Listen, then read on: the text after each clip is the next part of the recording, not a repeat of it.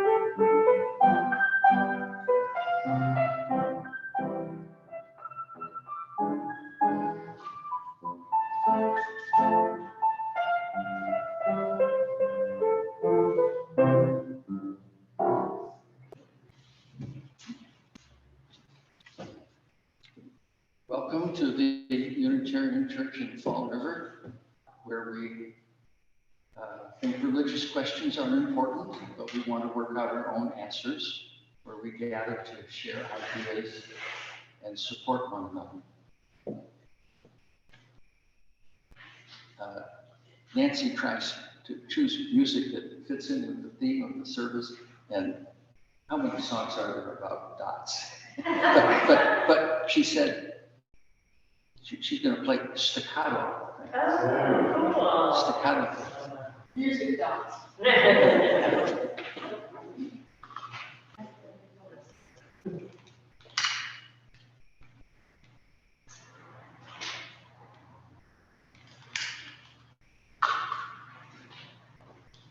We gather this hour as people of faith, having sorrows and joys, and needs and gifts.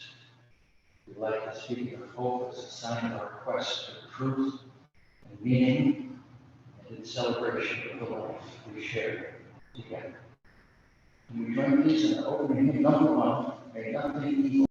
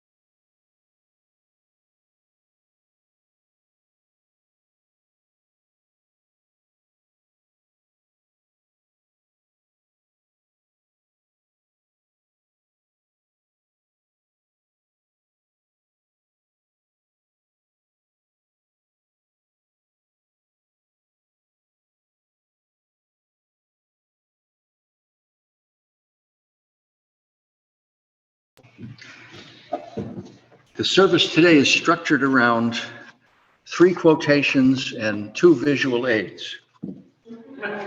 And here's the first quotation. This is from Peggy McIntosh. I don't know where she is now, but when I copied this down out of the Boston Globe, she was at the Wellesley College Center for Research on Women. Peggy McIntosh. And she said, once you've been given permission to connect the dots in a different way, you see new constellations in the sky. Once you've been given permission to connect the dots in a different way, you see new constellations in the sky. Can we please be joined in a spirit of prayer or meditation?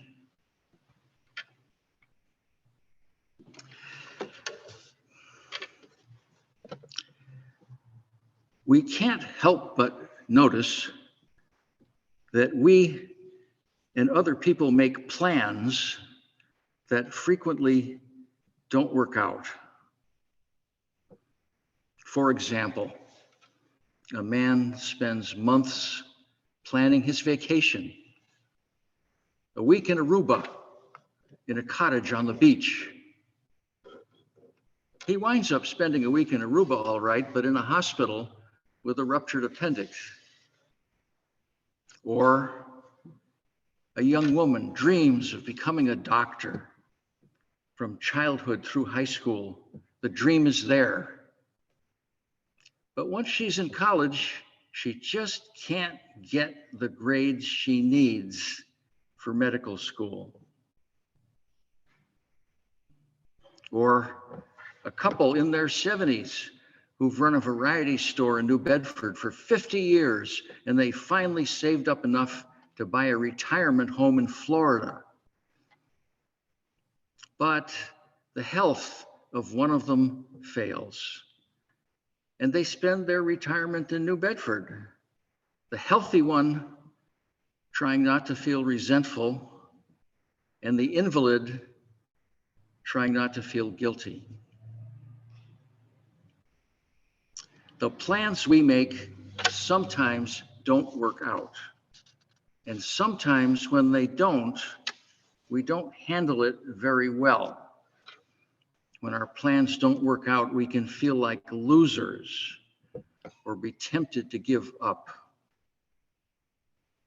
My prayer today is that we remember that it's good to make plans. Making plans gives us some degree of control over our lives that we wouldn't otherwise have. Usually when people make plans, it makes careers and retirements better, and even vacations, and even relationships. In the face of life's uncertainty, making plans is one thing we can do. Making plans is smart. People who make plans are not losers. But we can only plan what we'll do and not the outcome of what we do. We can't plan what actually happens. May we remember this. Some of our plans won't work out. When this happens, may we not feel like losers. May we remember that in life, the real winners are people who do the best they can and who deal with whatever comes as gracefully as they can. And finally, I pray that when our plans don't work out, that we find the courage to make new plans. Amen.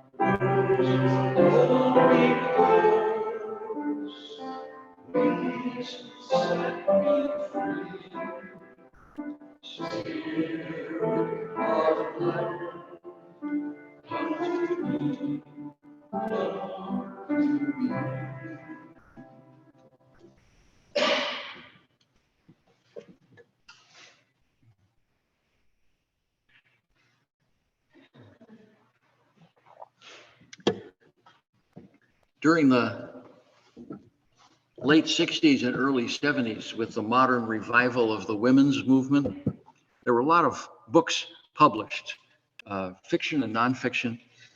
There was one novel that I read then. This was in 1977, I think it came out, but I read it a year or two later.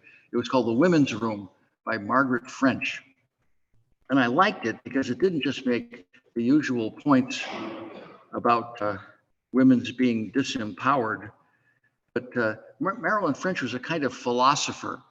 And there were these really, I thought, intriguing passages. And here's one. She's imagining people back in the Stone Age. I see us all sitting around naked in a huge circle, looking up as the sky turns black and the stars flare out, and somebody starts to tell a story, claims to see a pattern in the stars. And then someone else tells a story, and the stories, the images, become the truth. And we will punish each other rather than change one word of the story. But every once in a while, someone sees a new star or claims to see it, a star in the north that changes the pattern. And that is devastating. People are outraged.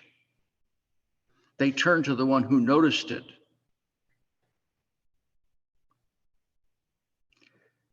People turn away from the north, not wanting it to be thought that they might be trying to catch sight of her hallucination.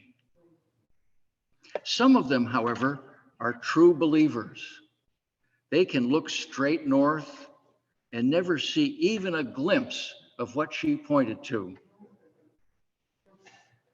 The leaders get together and whisper. They already know that if that star is accepted, all the stories will have to be changed. The leaders turn suspiciously to sniff out any of the others who might surreptitiously turn their heads to peer at the spot where the new star is supposed to be. They catch a few who are doing this and punish them.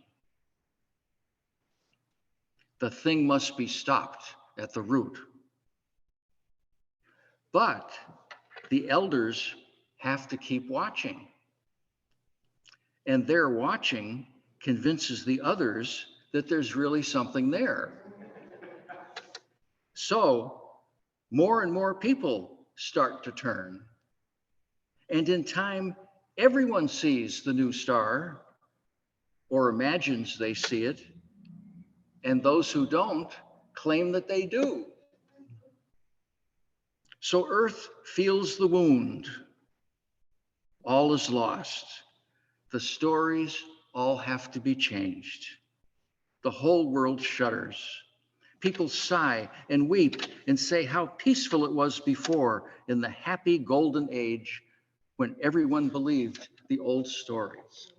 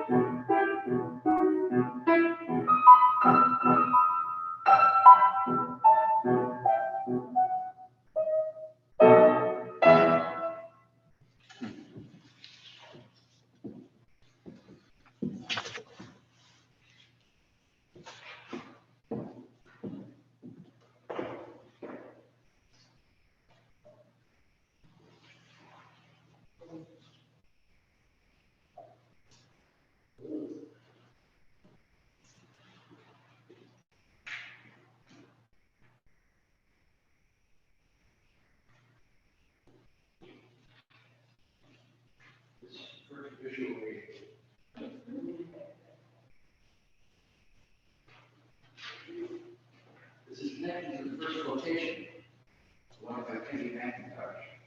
You're given permission to connect the dots in a new way. You see new constellations in the sky. Are you familiar with the Curious George books?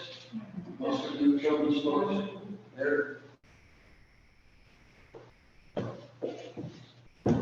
They're written by a husband and wife couple, Margaret and H.A. Ray, R-E-Y. Margaret wrote the story.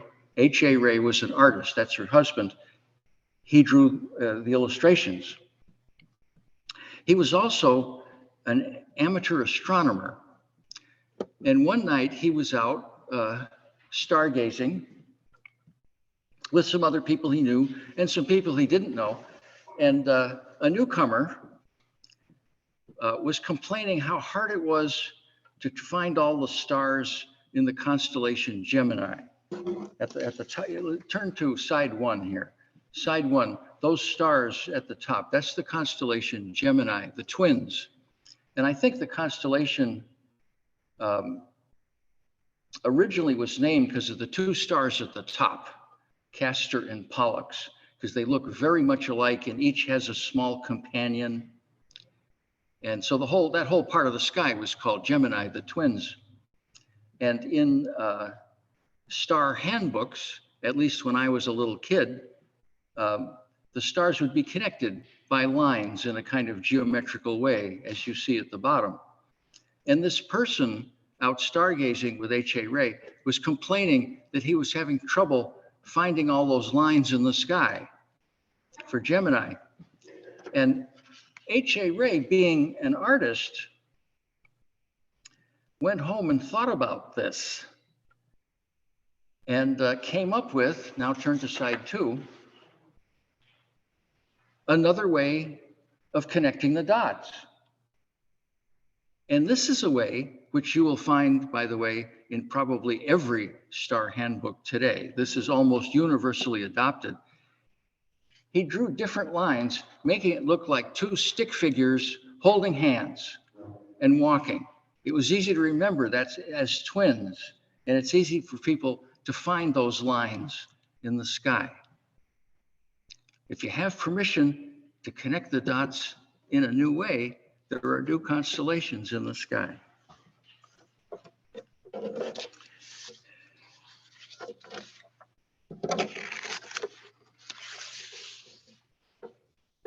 Second visual aid is connected with the second quotation. The second quotation was that long reading from Marilyn French, where she said at one point, the stories we tell about the patterns in the sky become the truth. And people will practically kill each other rather than change those stories. This is an example of that. This is a very simplified version of the way people understood the solar system until about 500 years ago, or more recently, really more like 400 years ago. And we're taught, of course, from kindergarten probably, that the Earth goes around the sun. The sun is the center of the solar system.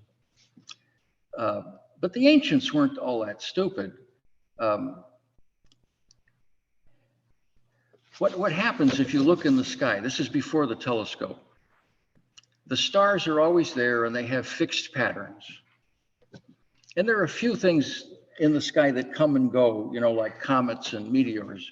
But if you ignore those, except for the stars, there are 7 things in the sky that move around against the starry background. And they are the moon, and Mercury, and Venus, and Mars, and Jupiter, and Saturn. You can see all those with the naked eye. And the sun.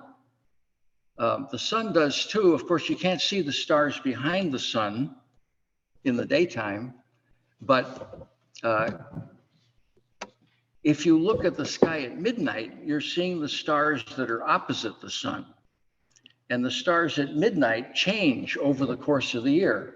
So that means the sun is moving against the starry background also. So there are these 7 things that move in the sky. And the ancients had thought of the possibility that the sun might be in the center because the sun seems to be different than all the others. But they said to themselves, well, if the sun is at the center, then the earth is moving. But if we're moving, how come we don't feel it? And by the way, most people today can't answer that question. It's a physicist could answer that question, but it takes modern physics, going back to Newton in the 1600s to answer that question. If we're moving, how come we don't feel it? So don't think of this as primitive, right? This is a simplified version of the way very smart people thought of the solar system for hundreds and hundreds and hundreds of years. And those lines that they drew there, the lines that we would call the orbits, they became the truth. They became the truth.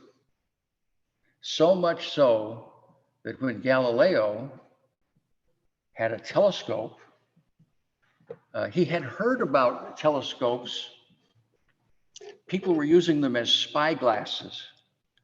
No one had looked in the sky with a telescope. He heard about the telescope and pointed it at the sky. He didn't invent the telescope, but he's the first one to look at the sky. And he saw some things that you shouldn't be able to see if this is true. The planet Venus has phases like the moon. Sometimes it's a crescent, sometimes it's half, sometimes it's a gibbous, meaning more than half. Sometimes it's almost full. But you can't see the phases of Venus with the naked eye because Venus is just a bright dot in the sky. But with a telescope, you could see the phases of Venus. And Galileo saw phases that should have been impossible under this scheme. But the church officials, who were very upset at the idea that the Earth is not the center of the universe, refused to look through his telescope. They refused because they knew what the truth was. These lines had become the truth, the truth. I said this sermon is structured around three quotations and two visual aids. Well, there's one more quotation then, and it's from Robbie Walsh. Some of you may have known Robbie Walsh. He was the minister for a long time in the Duxbury Unitarian Universalist Church. He died just recently of Lewy body disease, which is this, it's like Alzheimer's plus Parkinson's at the same time. Actually, I think he died of a heart attack before that disease got him. So he was a great guy. And he said this is a quote from Robbie Walsh. The meaning of your life is not contained within one act or one day or 1 year. As long as you're alive, the story of your life is still being told, and the meaning is still open. What's done is done, but nothing is settled. And if nothing is settled, everything matters. I'm going to read this again, and when he says story, I'm going to change it to constellation to connect it to the other two readings. And when he says told, I'm going to change the word to drawn. So here's exactly the same quotation and expressing, I think, exactly the same idea, but more expressed in terms of connecting dots. The meaning of your life is not contained within one act or 1 day or 1 year. As long as you are alive, the constellation of your life is still being drawn, and the meaning is still open. What's done is done, but nothing is settled. And if nothing is settled, then everything matters. He says there, what's done is done. I think he's referring to the facts of your life. These are the dots, the facts of your life.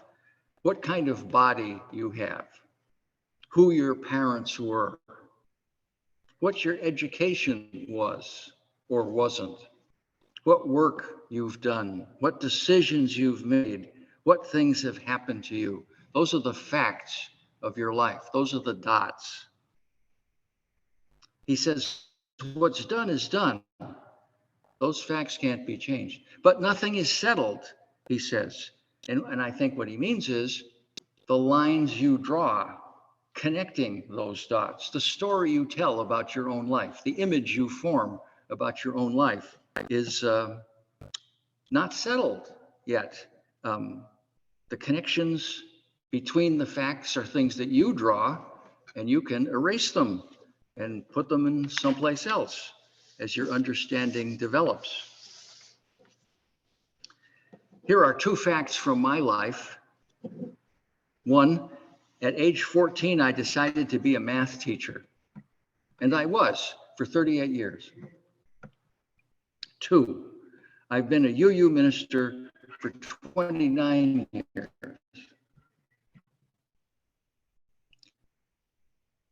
Do not add those numbers together. I'm not that old.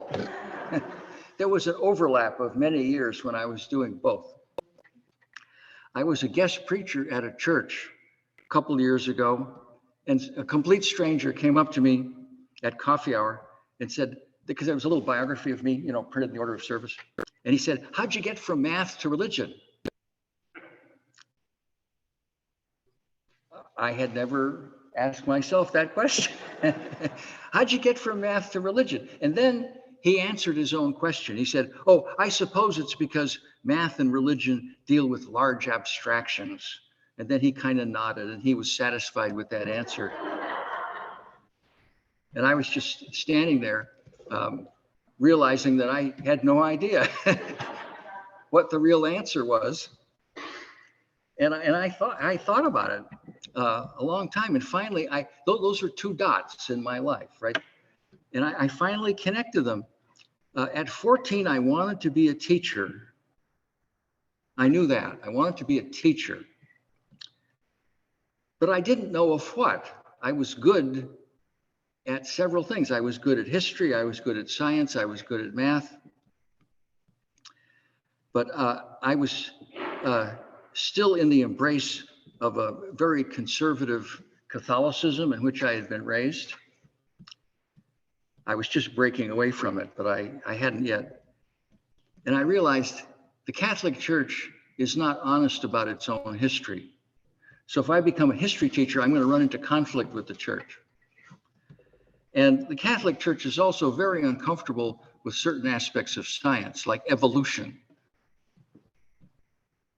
It was more so then than it is now. And so if I become a science teacher, there's going to be this flack. But math, I can let my mind wander as widely and deeply as I want, and I don't have to worry about running into conflicts with the church. So that's why I chose math. So really, I was most interested in religion all along. All along, I really wanted to be a teacher of religion, which I sort of am now as a minister. But I went into math to avoid flack.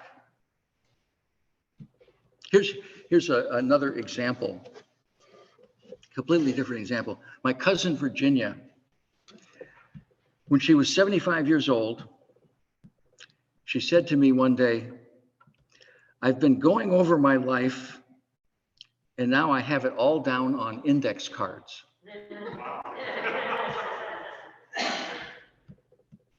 You know, religions talk about the last judgment. Well, there is a last judgment, but it's a judgment that we make of our own lives, right? The older we get, the more we look back at our lives and evaluate. And that's what she'd been doing. "I've been going over my life and now I have it all down on index cards," she said. She had been thinking in particular about old boyfriends and why she didn't marry until she was 36, which was very unusual for a woman of her generation. She was born in 1924.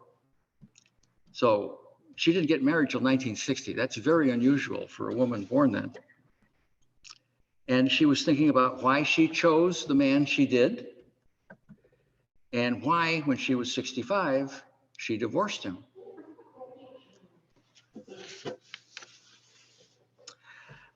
I notice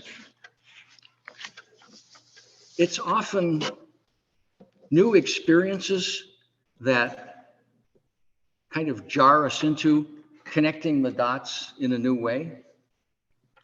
Or in particular, it's new people at the edges of our life or strangers will make a remark that will cause us to maybe connect the dots of our lives in a new way. This is what Marilyn French was talking about in that long reading. Part of this, it was someone sees a new star or claims to see it, a star in the north that changes the pattern. Well, that person was someone at the edge of the campfire who had been looking away from the fire at the stars. H.A. Ray was stimulated by a perfect stranger who was part of that stargazing party, who was complaining about how hard it was to find the lines in what were then the standard astronomy books. But that man was a stranger. Virginia, my cousin, had just reconnected with old friends from high school, people she hadn't seen in decades. New people notice the dots in our lives. They notice the facts in our lives, facts that we haven't paid much attention to lately. And when we share facts from our lives with new people, or they share facts of their lives with us, we get new ideas about what facts in our lives are important and how they relate to each other. Connecting with new people helps us to connect the dots of our lives in new ways. Well, I've come to the end here. I have two morals. One moral is to repeat the opening words, the Peggy McIntosh. When you connect the dots in a different way, you see new constellations in the sky. So if you are someone who is getting on in years and is looking back at your life, which is something you probably didn't do very much when you were younger, maybe you did, but a lot of us don't. You're not dead yet. The story of your life isn't settled yet, right? You might decide to connect the dots in a new way. Robbie Walsh, the meaning of a life is not contained within one act or one day or 1 year. As long as you are alive, the constellation of your life is still being drawn and the meaning is still open. What's done is done. The facts are the facts, but nothing is settled. And if nothing is settled, then everything matters. So we're not dead yet.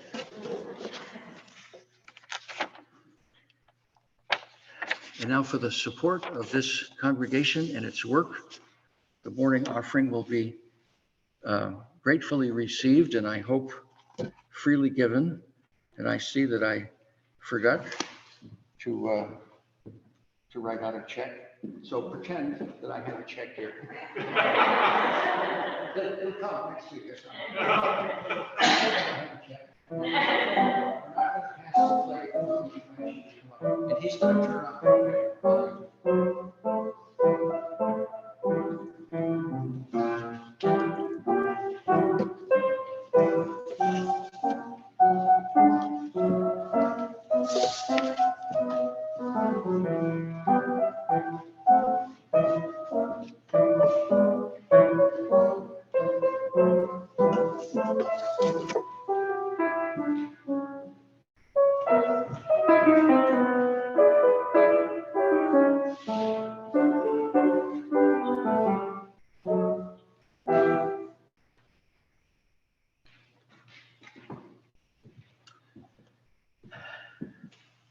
This is our time of sharing joys and concerns. Yes. So, I love this topic. Thank you so much. I love thinking about how a life isn't defined by a moment in time, and whether it's a moment or a week or a year or a significant part of your life, and that the story is not until the story is over. Because my beautiful brother, who has been sick for a while, but only very sick for the last 2 weeks, did pass away this week. And he was, so my cousins and my nephews sent me beautiful emails of memories that I could read to him just before he died. They were so thoughtful. And I'm so appreciative of that. And I can see different perspectives from all of them in their appreciation of who my brother was. It was just, couldn't have been more heartwarming. And I hope David Ock is here today because I want to say to him that I think about transitioning now in a different way because of the way you presented that to me when I think someone you loved died. And so the story may be over, but he's transitioned into a new life, to the new journey. Thank you for listening.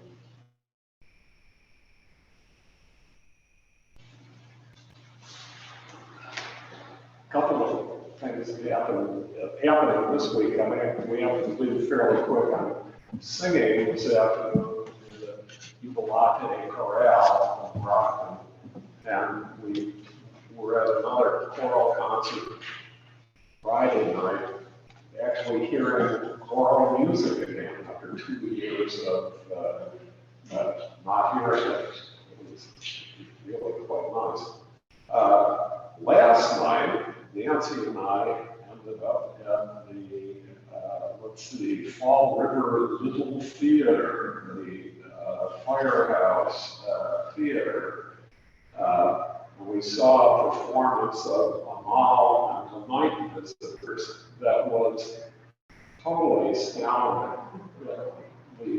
The actors and their voices and the theater itself were just totally amazing. It's a very small performance space, but these people were masters at what they were doing. It wasn't a weak person. It's all next weekend too. Couldn't possibly recommend it any higher. No, it was really great. Other thing that happened this week, we went over to Plymouth, and there was a group that's over there. It's a cult. The 12 tribes. You can Google them, and they go back 50 years or so. But they had a little kind of coffee shop and bakery in Plymouth for 5 years or so. It was called Blue Blinds. All that time they were working on some big project out back. Well, it just opened, and it's on Court Street. It's called the Yellow Deli. And if you're into carpenter stuff and blacksmithing stuff, the interior of this thing is beyond description. It is really something. And the food was terrific. It's a cult. They kind of all dress in sort of hippie, pioneer clothes. Really nice folks that be glad to tell you about but they're not pushing their own thing on there. Anyway, the Yellow Deli in Plymouth is worth a trip over just to check it out. There you go.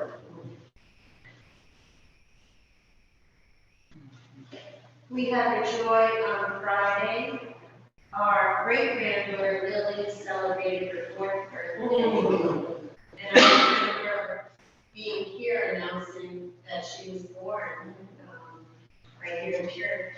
So she's 4 going on 15 maybe. Yeah, so excited. And also we could send some healing thoughts to Allison's boyfriend, who's been in the hospital this past week. He's vaccinated but did test positive for COVID. So he's been in the hospital on oxygen, and he's also bad diabetic, so didn't really take care of himself. So they've been trying to regulate his sugar and get his oxygen level up. So we're hoping he gets better soon.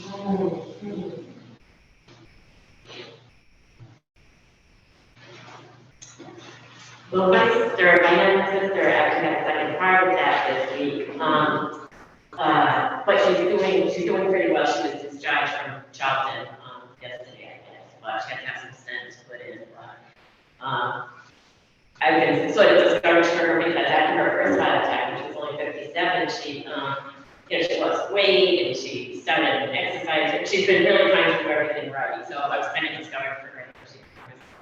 But she seems to have better.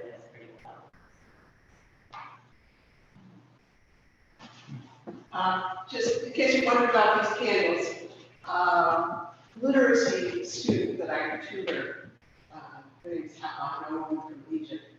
I saw her yesterday, and she's just got a range of issues going on right now, family issues and health issues and whatever. And I said, well, I'll find a candle for you at church. And she said, I think I need 2. So those 2 candles are happy.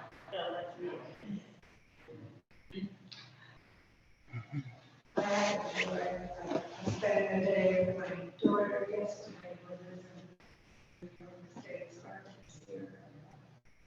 Nice.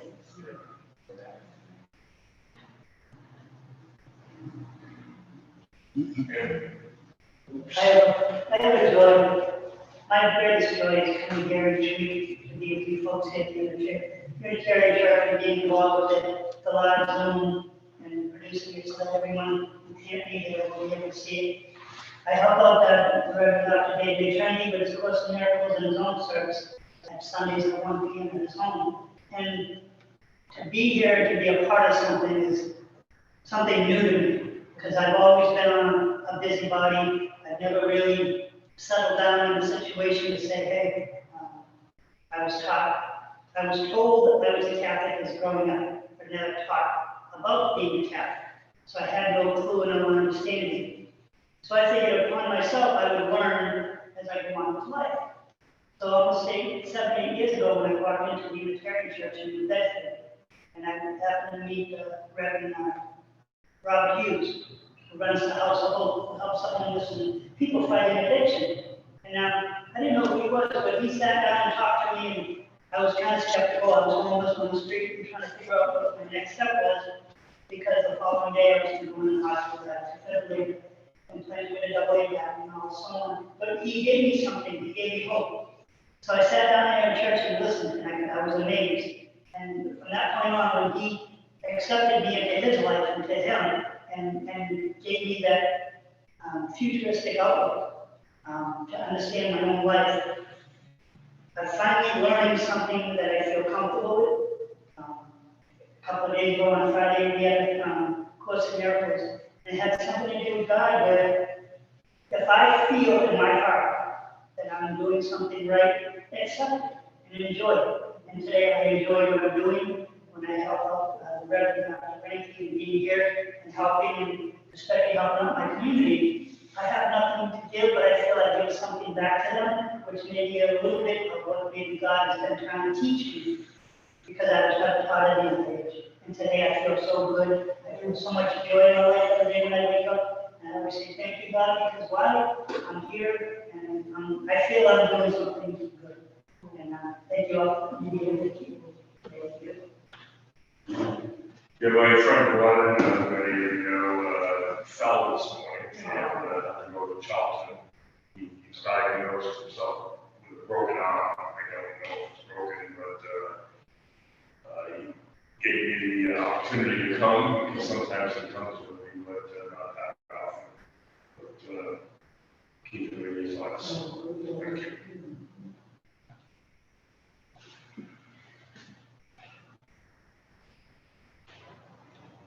And of course, there are lots of things that we carry in our hearts that we haven't expressed. Could we join in our closing hymn? I've got Peace Like a River. Number 100.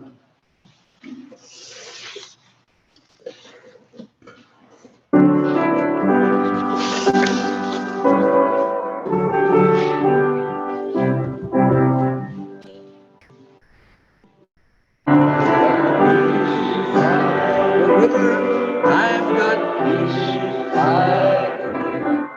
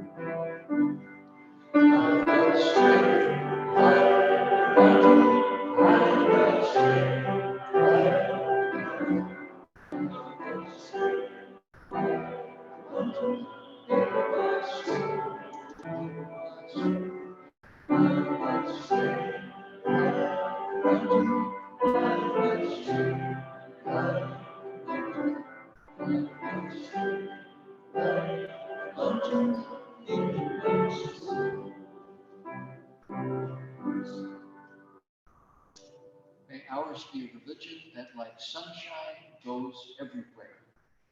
Its temple, all space. Its shrine, the good heart.